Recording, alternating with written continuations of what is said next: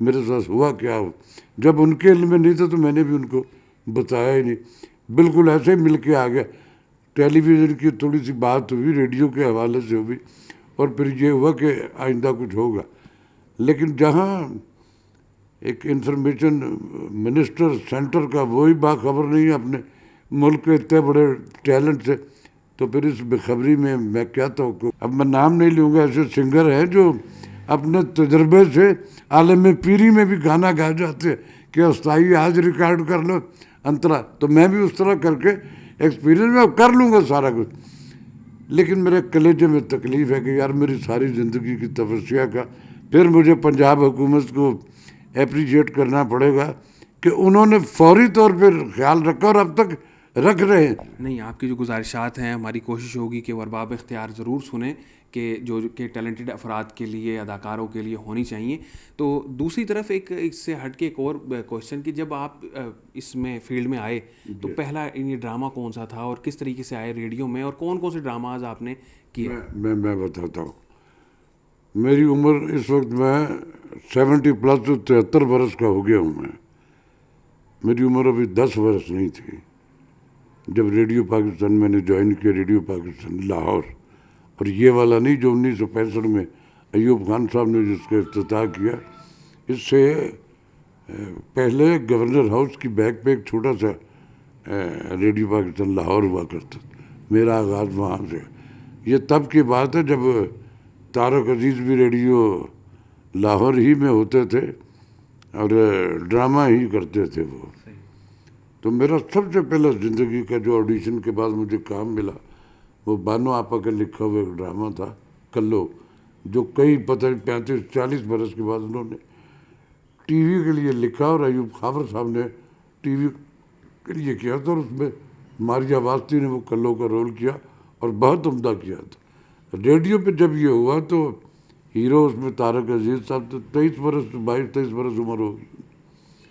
اور مونی آپا, مونی حمید, مرحومہ کنول نصیر کی اماں کی بات کر رہا ہوں میں. اس جیسی ڈرامے کی آرٹسٹ میں نے اپنی زندگی میں دوسری اور کوئی نہیں دیکھی. وہ تھی, اور اس میں جو بچے کا پورشن تھا وہ میں نے کیا تھا. تو میرے آغاز میں بلیسنگ کیسی ہے, بانو آپا کا لکھا ہوا ڈرامہ, میڈم مونی حمید اور طارق عزیز, ان سے آغاز ہوا. اور پھر یہ جتنی اس کی اصناف ہو سکتی ہے آڈیوگرافی ساری میں نے کی. کمرشل وائس میں اسٹیبلش تھا. نریشنز کے لیے مجھے لیا جاتا تھا انفارمیشن ڈپارٹمنٹ کی. عسکری اداروں کی جتنی جوانوں کے لیے ٹریننگ فلمز بنتی تھی وہ ساری میری آڈیوگرافی ہوتی تھی. پھر اس کے بعد میں ریڈیو پہ اناؤنسر رہا, کمرشل سروس میں بھی, ہوم سروس میں بھی. میں چونکہ زبانیں پنجابی اردو دونوں بول لیتا تھا تو میری ڈیوٹی میں ان کو آسانی ہوتی تھی کہ پنجابی چنک بھی کر جائے گا, اردو بھی کر جائے. جتنی بھی آڈیوگرافی کے اصناف ہیں سب کی میں نے. پھر اس کے بعد اسٹیج کا ایک دور رہا, اور وہ والا اسٹیج میں آج کے ڈرامے کی سب کی نہیں, اچھا ڈرامہ بھی ہو رہا ہے لیکن واہیاتیاں جو ہیں وہ زیادہ ہو رہی ہیں. یہ نہیں, جب سچ مچ کا ڈرامہ ہوتا تھا ڈاکٹر انور سجاد صاحب کا لکھا ہوا, افتخار حیدر صاحب کا لکھا ہوا, منیر راج کا لکھا ہوا, اور اس دور کے جو بڑے بڑے لکھاری ان کا لکھا ہوا. پھر میں نے اس دور میں بھی جب کیا تو سپاہی مقبول حسین کیا.